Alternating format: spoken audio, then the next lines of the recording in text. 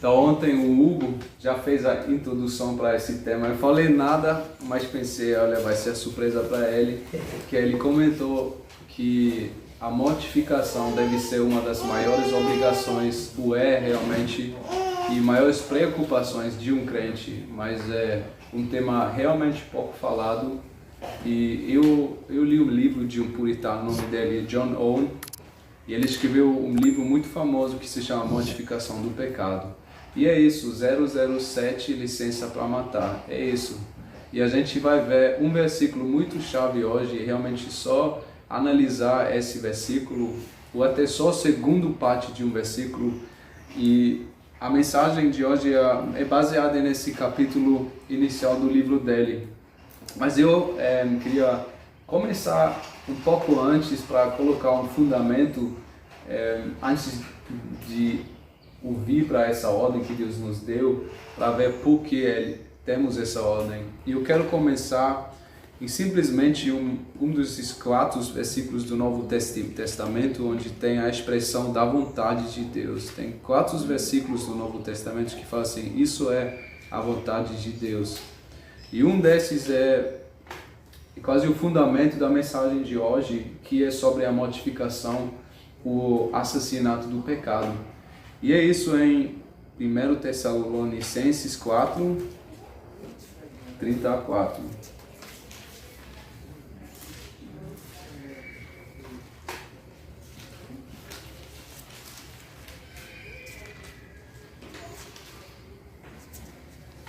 Versículos bem conhecidos, eu vou ler. A vontade de Deus é que vocês sejam santificados. Abstenham-se da imoralidade sexual. Ou até já basta esse versículo. A vontade de Deus é que vocês sejam santificados. Abstenham-se da imoralidade sexual. No grego, originalmente está escrito a sua santidade. Então, a vontade de Deus é nossa santidade, nossa santificação.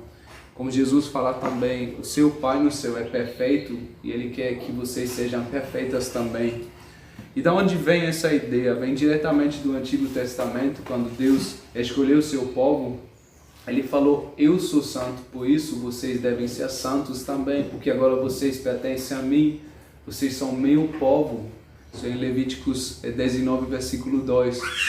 Então, desde o início tem esse mandamento muito claro que aquele que pertence a Deus deve ser santo. Isso não é uma opção, é uma ordem. E muitos cristãos, eu acho, esqueceram disso. Que a ideia que só tem algumas pessoas especiais, sei lá, esses homens e mulheres grandes da história da igreja, que são esses homens santos. Não. Cada um que pertence a Cristo tem o chamado de ser santo, de seguir essa caminhada, de ser santo. Isso é a vontade de Deus para cada um. E eu quero compartilhar isso rapidinho com o Antigo Testamento também. A gente vê que quando uma pessoa queria se aproximar a Deus, seja na tenda ou depois no templo, sempre tinha a necessidade de se purificar. Então, foi impossível uma pessoa se aproximar a Deus sem esse processo de purificação, através da água se lavar, outras coisas assim. E até o exército do Israel, quando Deus chamou o exército para a guerra, eles precisaram de fazer um negócio de 7 dias de purificação, só para ser assim capaz de estar na guerra com Deus. Imagina, até isso. Mas a coisa mais importante de tudo isso, claro, que foi o sacrifício, a santificação, purificação dos pecados. Mas agora, comparando isso com o Novo Testamento, esse processo de santificação, purificação sempre foi passageiro. Sempre foi para um instante, porque no próximo momento já tinha pecado de novo. Talvez o cara conseguiu meio-dia sem pecar, foi lá, deu sacrifício, foi festa de Deus e tudo mais. E no fim da tarde ele cometeu de novo um pecado. Já acabou, ele já precisava de novo fazer esse processo de purificação, de trazer as ofertas. E Hebreus fala isso até sobre o sumo sacerdote, de antes de entrar no lugar dos santos, Ele precisava primeiramente fazer um sacrifício para si mesmo. E agora olha o sacrifício suficiente de Cristo, que uma vez por todos santificou, purificou, justificou todos os santos.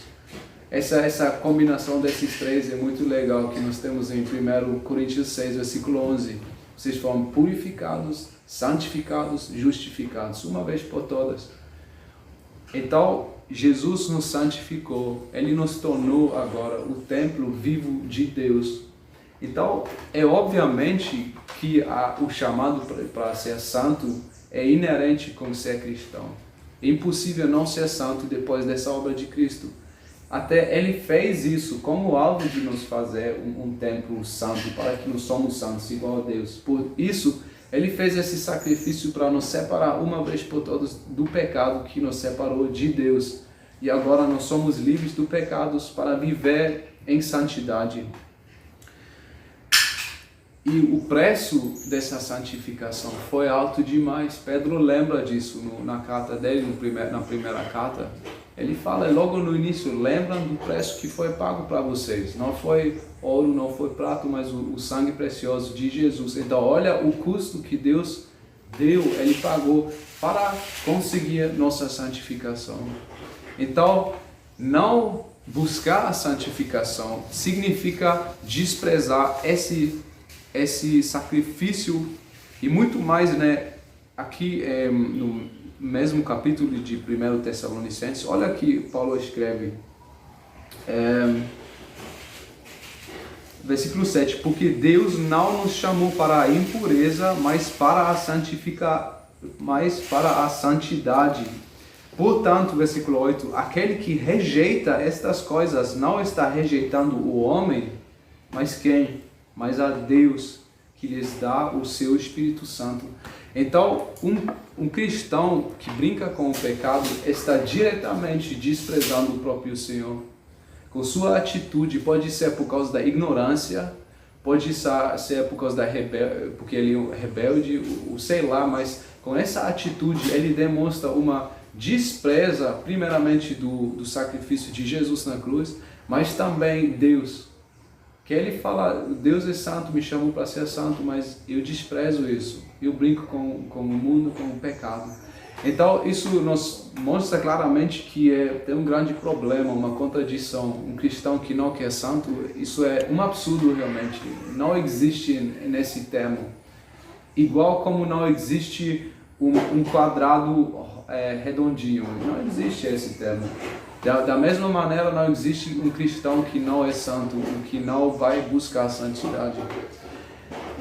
E muito mais eu quero destacar isso para nós que nos estamos servindo no ministério.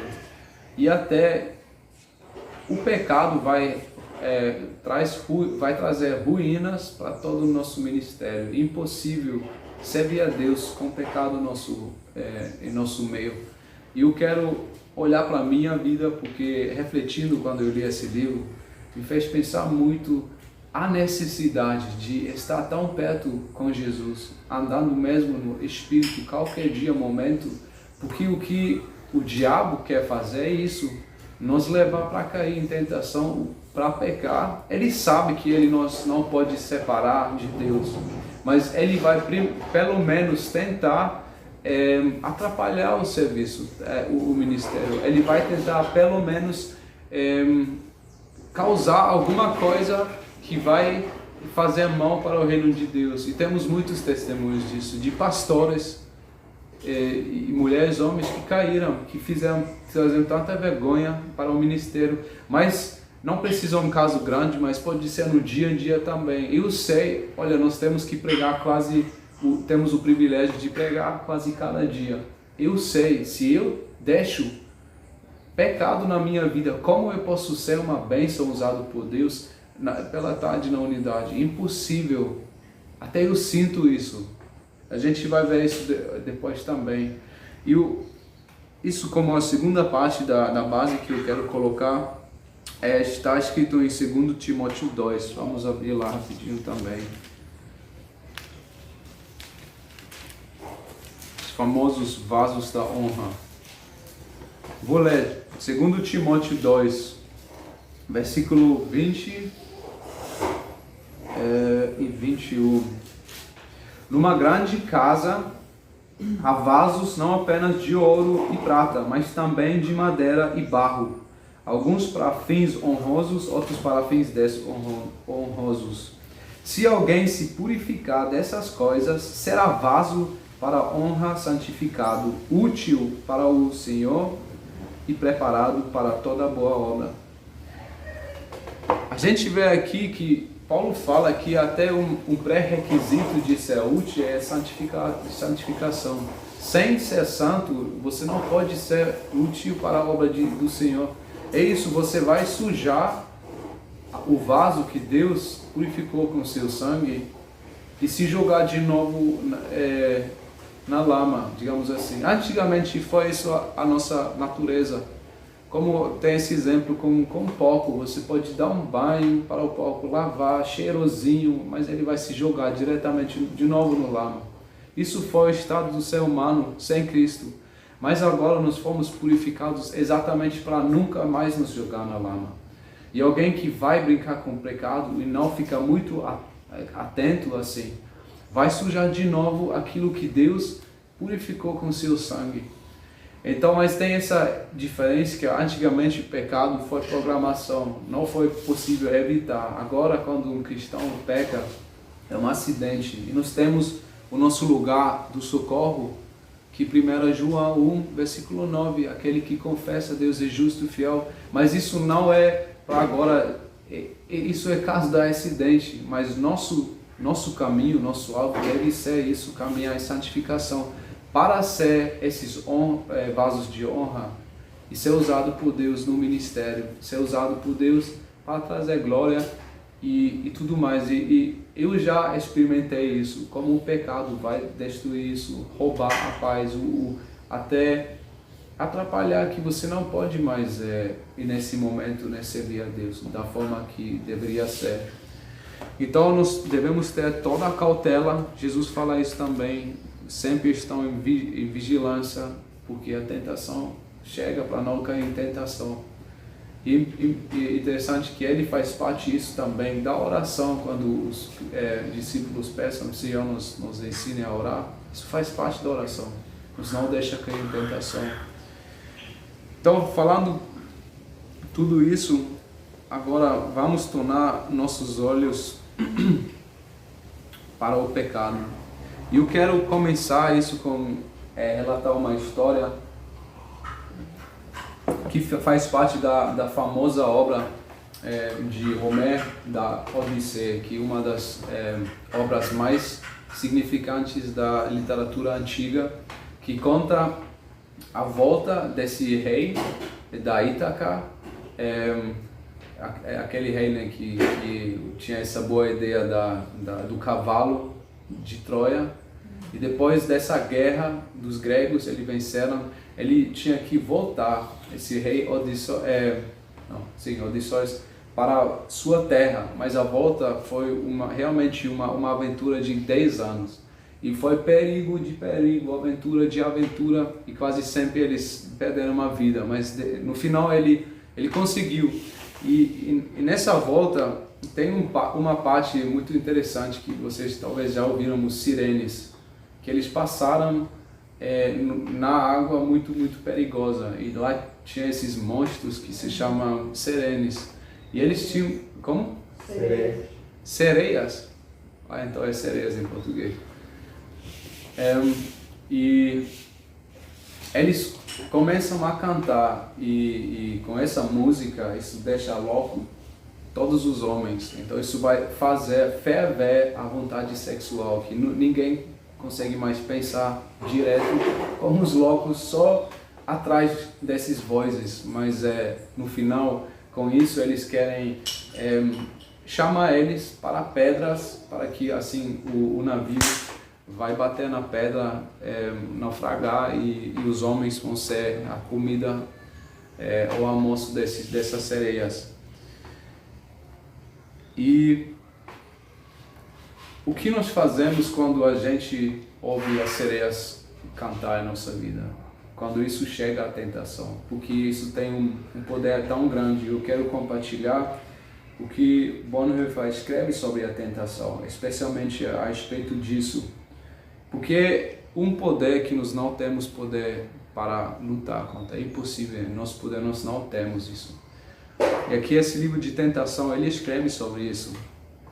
A ânsia de prazer que domina em nossos membros surge de repente e de maneira desenfreada.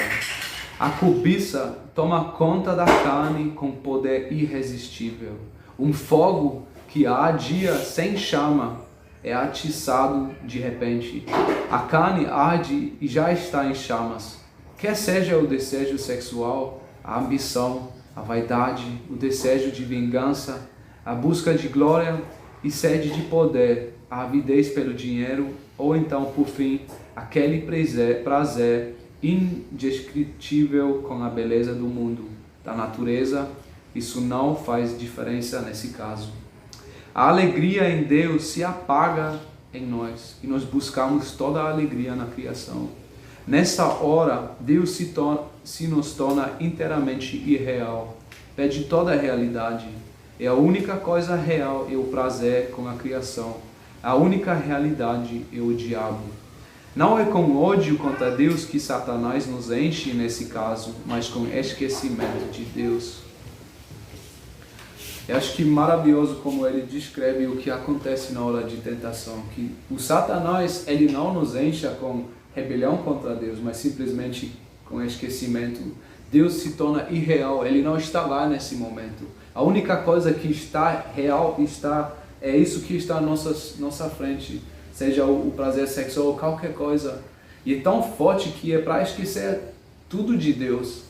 Você vai esquecer a oração que você fez nos joelhos, pedir Deus de todas as coisas. Você vai esquecer as palavras da Bíblia, os versículos, tudo que é real agora é a canção dessas sereias. E o que nós vamos fazer? O rei Odysseus, ele deu a ordem que todos esses marinheiros fecharam os olhos para não ouvir nada, mas ele queria ouvir, então ele se deixou arrumar assim, numa madeira no navio. Mas nós temos uma estratégia muito melhor, como nós podemos enfrentar esse caso e também vencer, porque Deus nos chamou para vencer essa batalha e Ele nos deu tudo para vencer.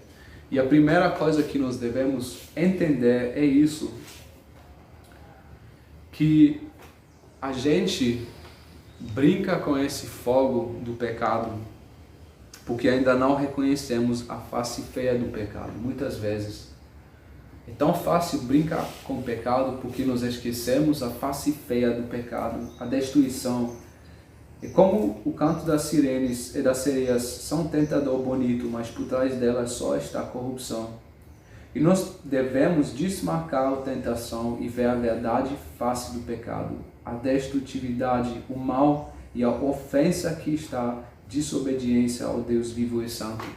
E só com uma visão clara, primeiramente, nessa face feia do pecado, nós podemos lutar, porque se a gente olha assim, se encantando com o pecado, a gente vai seguir, é tão fácil. E o Satanás sempre usa esse jeito. Ele nunca vai se aproximar a Eva e falar, assim, você vai morrer, atrás do pecado é a morte. Não, ele vai arrumar todinho. E o jeito do mundo, o jeito de tudo, que vai prometer alguma coisa, que promete um prazer, mas no fim vai roubar e destruir tudo. E acho muito legal a sabedoria do Salomão. Olha como ele descreve o caminho de um homem que se deixa enganar para cometer adulteria com uma mulher. Imediatamente ele a segue, como um touro elevado ao abate, e como um veado corre para a rede, até que a flecha clareia seu fígado. Como um pássaro se apressa para a armadilha, e agora prestem atenção, e não sabe que sua vida está em jogo. Provérbios 7, 22, 23. Ele não sabe que a vida dele, a própria vida, está no jogo. Por isso, o pecado só pode ser tratado de uma maneira. Você deve destruí-lo radicalmente, ou ele o destruirá. Como Owen escreve, né? Mate seu pecado, o seu pecado o matará, porque nossa vida aqui está em jogo. E agora eu quero olhar para esse versículo que a gente vai usar hoje como base. E esse versículo é Romanos 8, versículo 13. Abrem lá, por favor. Romanos 8, versículo 13.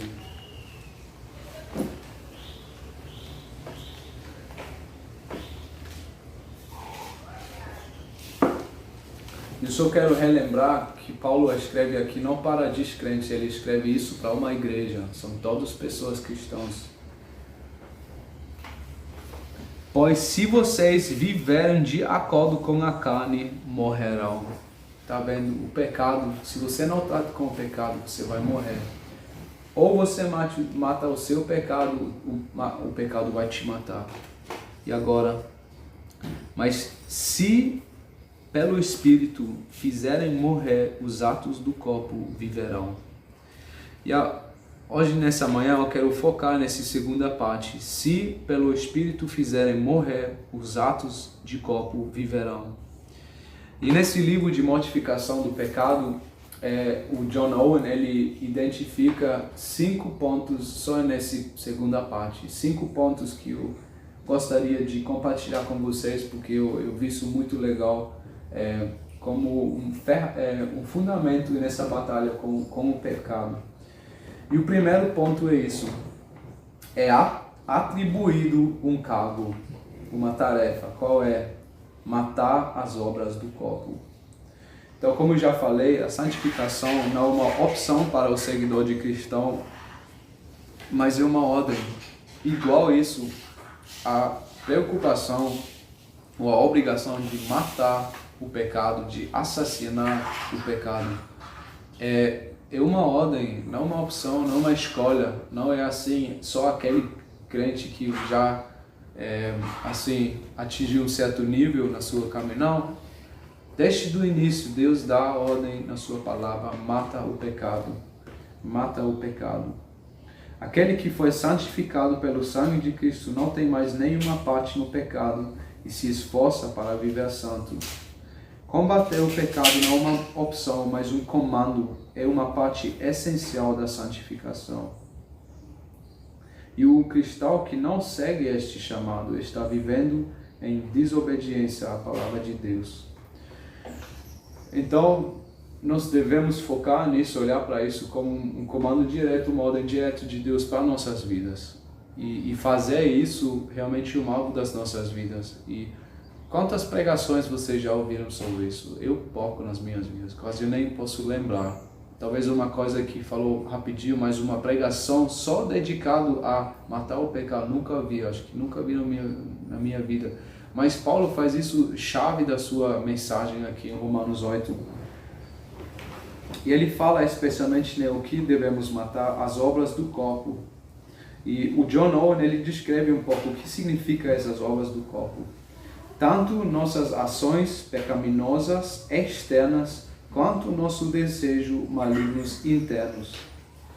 Matar é matar o pecado residente que permanece em nosso corpo mortal, para que ele não tenha mais vida ou poder para produzir as obras do corpo. Pensando mais uma vez na maneira como Bonhoeffer descreve na tentação, que o fogo, as chamas, como está ardendo, né? Então, nesse contexto deve ser assim: o fogo sem oxigênio não pode queimar. Então, nossa obra é tirar todo o oxigênio para que até nem pode começar a queimar. Cuidar dessa forma das nossas vidas e matar o pecado que até não tem oxigênio para queimar. É isso. Porque nosso corpo ainda tem esse pecado residente. É maravilhoso que podemos saber a obra do Cristo foi final. Ele matou o pecado na cruz, uma vez por todos. E esse versículo segue capítulo 6 e 7. E 6 fala claramente que morremos para o pecado, somos mortos com Cristo, ressuscitamos com Ele para que nós não vivemos mais para o pecado. Então ele já falou tudo isso, mas ainda tem essa realidade. Ainda tem pecado que permanece nesse corpo mortal. E é interessante como Paulo faz essa distinção entre ele mesmo e o pecado, em capítulo 7. Eu lembro de um livro que eu li, e o autor fala assim, é muito triste que muitos cristãos ainda vivem pensando que o coração dele é ruim. E é isso que uma interpretação errada. Qual foi a promessa de Deus em Ezequiel 36, 26? Eu vou dar um novo coração. Então, nós temos um novo coração que é criado igual a Jesus, assim, e nós devemos nos vestir nesse novo homem, nova natureza. Então, quer dizer, antigamente isso foi nossa identidade, nossa natureza. Então, sempre assim, cada dia de novo, a gente vai abrir os olhos, é a nossa realidade. Vivemos com esse corpo, um campo de batalha que nós não podemos fugir, porque nós não podemos fugir de nós mesmos. Mas Deus nos dá essa responsabilidade e é nossa tarefa para fazer. Agora o terceiro ponto. Os meios para cumprir o dever são fornecidos. É o Espírito Santo, pelo Espírito, né? Que fala como nós devemos matar. Só pelo Espírito Santo, não tem outro jeito. Devemos entender que qualquer esforço nosso não pode dar frutas ao longo prazo e é ineficiente contra este poderoso inimigo. Qualquer maneira, o jeito de combater o pecado, a tentação, vai falhar. Tem que falhar, porque é impossível resistir o diabo e o pecado com qualquer força além de Deus. É só através de Deus. Mas Deus nos deu o Espírito. E agora eu tenho que lembrar em Efésios, né, quando ele fala eu vou ler isso, Efésios 6, versículo 10. O Alfa, você sabe de coração. Sejam fortes na força poderosa. Efésios 6, verso 10, você sabe? Sim. Posso trabalhar no esquecido? Não, mas então eu vou ler rapidinho. Finalmente fortalecem-se no Senhor e no seu forte poder. E é muito interessante aqui, no grego só tem 3 palavras diferentes que falam poder. É força, poder e mais uma, eu não sei traduzir em português. Mas são 3 palavras gregas diferentes. E então, de novo, Deus nos dá uma ordem. Seja forte no poder e força de Deus. Como Ele só vai nos dar essa ordem? Porque Ele nos já deu a capacidade e essa força e poder. E quando a gente olha no primeiro capítulo de Efésios, Paulo né, está falando sobre o poder que ressuscitou Deus e trabalha em nós também. E é muito interessante que ele usa essas 3 palavras exatamente de novo, falando esse poder que ressuscitou. Ele usa essas 3 palavras e fala está em nós. E por isso nós temos, ele vai terminar em capítulo 6 falando a batalha, falando de novo esses 3 poderes que Deus nos deu. E o Espírito Santo. E até Deus, uma vez Jesus falou, vocês vão ver o Filho sentado ao direito do poder. Até uma palavra sinônimo com Deus. Que ele fala sobre Deus só falando o poder. Deus é o poder. O dinamis, né? Muitas vezes também isso em Atos, falando sobre o Espírito Santo, que ele é esse poder. Então Deus nos deu esse poder para combater o pecado. A luta contra o pecado não se trata de princípios e métodos, mas de comunidade. E eu acho isso também uma coisa muito legal, porque a vida cristã é uma comunidade, uma comunhão com o Senhor. Quando o Novo Testamento fala sobre a vida cristã, muitas vezes usa a palavra de caminhar, uma caminhada cristã. E em Galatas 5,16 tem um versículo muito chave disso. Andai no Espírito, né? De novo, essa caminhada com Cristo.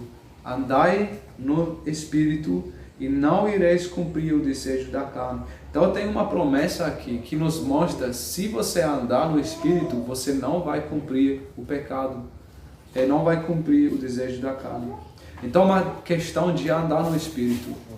Porque, de novo, né, como em Romanos 8:13, é o Espírito, essa arma que nós temos para combater a morte. O Espírito Santo é a única maneira de condenar o pecado, a única maneira de combater o pecado. Não tem nenhuma alternativa, como você não iria caçar tigres com uma baleadeira. Então ninguém vai fazer isso. Mas tentar matar o pecado sem o Espírito é isso, como ir para uma caçada de tigres com uma baleadeira. Não é eficiente, você vai perder essa luta. Tá bom, vamos continuar a olhar para esse versículo. E o ponto 4. É feita uma promessa que é recebida quando o dever é cumprido.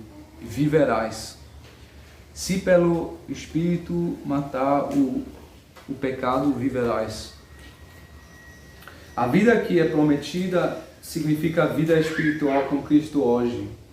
Ou seja, recebemos não apenas a vida eterna que já temos plenamente por causa da obra terminada de Cristo, mas também a realidade atual da alegria, do conforto e do poder que vem dele. E a contraste dessa vida é a morte, igual ao pecado.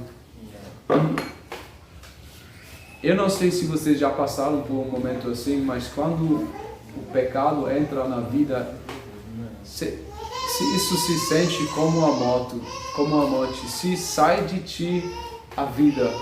E até uma coisa que dá para sentir fisicamente. Eu não sei como explicar isso. Mas é isso, né? Você vai apagar a chama do Espírito Santo e ele vai te retirar. É uma coisa mais horrível que eu conheço, esse momento. Quando eu uma vez caiu no pecado, senti isso. E Davi fala um salmo exatamente sobre isso. Olha aqui em Salmos 38. Olha as consequências do pecado até para o corpo.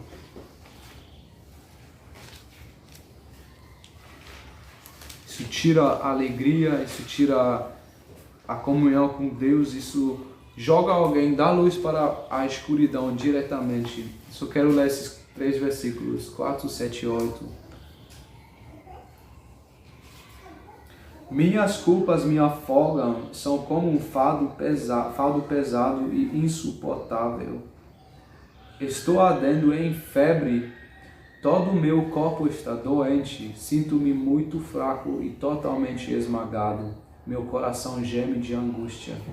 Então, olha, são todas as coisas do corpo, é uma coisa física que dá para sentir fisicamente a ausência do Senhor. Como o pecado entra, o Senhor se retira e você tem isso, é horrível. E por isso, Paulo fala isso, você vai viver matando o pecado. Mas se você deixa entrar pecado na tua vida, você vai perder essa vida. Você vai perder a alegria no Senhor, a bênção. Pecado sempre rouba a bênção, sempre. Sempre vai matar as coisas que vêm de Deus. Porque exatamente num vaso não pode ter duas coisas. Ou você é cheio do Espírito, ou você vai deixar entrar pecado na sua vida. E por isso nós não devemos dar um pouco de espaço. Porque o diabo como ele não pode mais roubar a vida eterna, ele quer roubar esta vida que nós podemos ter hoje em Cristo. Mas essa é a promessa que é recebida quando o dever é cumprido, viverás. E mais uma vez, né, isso vai comprometer, né, vai corromper também todo o ministério. Dessa maneira, como você vai sair da sua casa para servir o Senhor? Como você vai pregar dessa maneira? Como? É impossível. É só você um hipócrita ou não sei. Mas quem já passou por esses momentos sabe que se sente como só um pequeno sabor da morte. Mas graças a Deus que nós somos debaixo da graça e Deus vai nos perdoar. Mas é uma realidade. E agora o último ponto é isso. Tudo sobre isto é uma condição. Se. Essa frase começa com se. A promessa é uma condição. A vida está condicionada a matar o pecado. Então é uma condição mesmo. Não é somente, mas é se você matar, você viverás. Mas se você viver no pecado, você morrerás. A conexão entre matar os atos do corpo e a vida não é nada de causa e efeito. Isso muito, ele quer deixar isso muito claro. Não é causa e efeito, porque causa e efeito implicariam que nossas ações produzem um resultado. Enquanto Romanos 6:23 deixa claro que o dom gratuito de Deus é a vida eterna em Cristo Jesus, nosso Senhor. Ou em resumo, a criação da vida é obra de Cristo, não é nossa. Então, essa condição, ele quer dizer isso, não é causa e efeito, mas é isso. Uma maneira melhor disso é pensar sobre isso em meio e fim. Então não é causa e efeito, mas meio e fim. É o meio que Deus deu para alcançar esse fim. Deus tem usado estes meios para realizar este fim. Ou seja, é isso. Alguém que realmente é um cristão e recebeu o Espírito Santo vai matar o pecado. Ou seja, é a evidência que ele nasceu de novo. É isso. É uma vida que, na santificação, uma vida que mata o pecado, é um meio para conseguir, né, a vida, mas é tudo por Cristo, e aquele que foi salvo realmente, ele vai dar essas frutas na vida como uma prova da salvação verdadeira.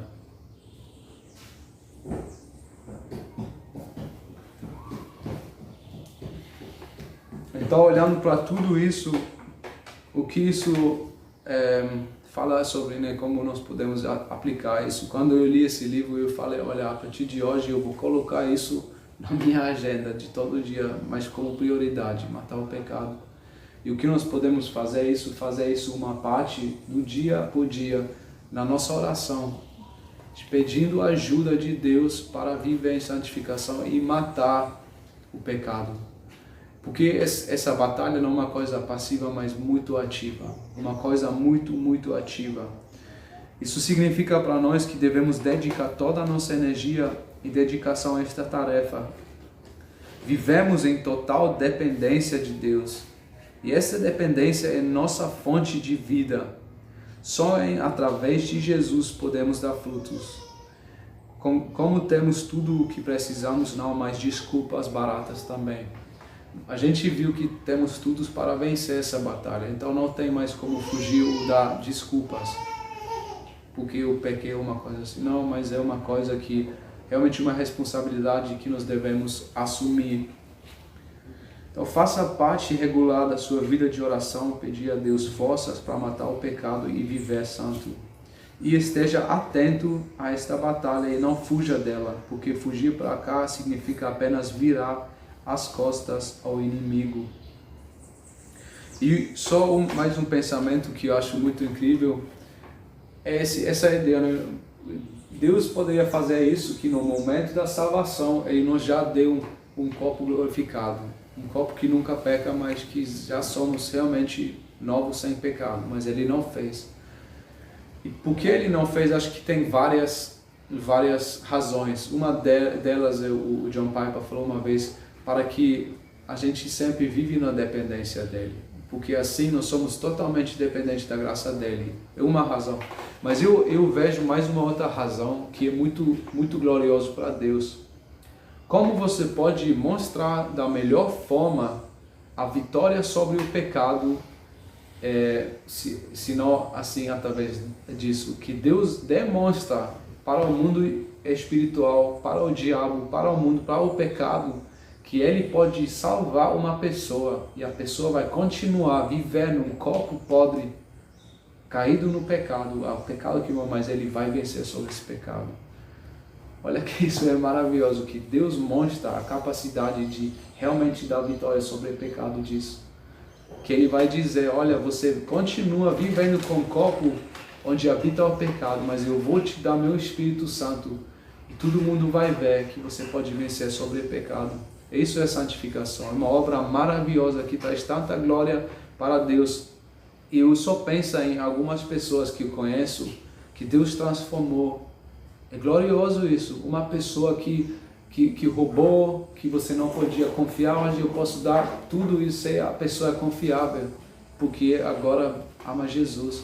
Deus transformou. É isso, né, que Deus quer nos transformar na semelhança de Jesus, e Ele faz. Isso é muito legal, e nós podemos participar nisso, sabendo a batalha que nós vencemos, o pecado que nos matamos, traz muita glória para nosso Senhor. É um pensamento que eu acho que traz muita motivação para continuar sabendo.